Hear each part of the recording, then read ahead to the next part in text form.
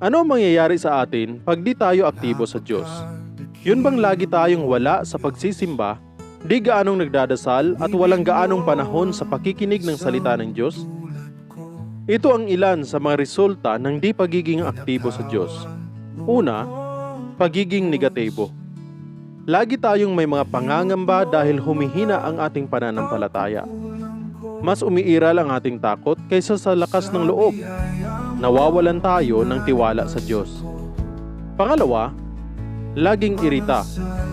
Madalas tayong naiirita kahit sa mga maliliit na problema. Para tayong laging nawawalan ng pag-asa. Madalas tayong di mapakali dahil umiikli ang ating pasensya. Pangatlo, napapariwara.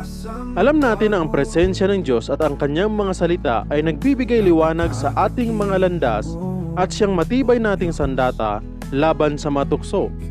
Ang kawalan natin ng panahon na makinig at magbasa ng salita ng Diyos ay magdudulot sa atin ng kakulangan ng unawa para kilatisin ang mabuti at masama. Maraming mga tao ang humaharap ng napakaraming problema at nasisira ang buhay dahil sa mga maling pasya. Dulot ito ng pagkalayo sa Diyos at kakulangan ng kanyang mga payo. Kaya't sinabi ng Biblia sa Proverbs chapter 3 verse 5 to 6, Trust in the Lord with all thine heart, and lean not unto thine own understanding. In all thy ways acknowledge Him, and He shall direct thy path. Magtiwala ka sa Panginoon ng buong puso at huwag kang mananangan sa sarili mong unawa.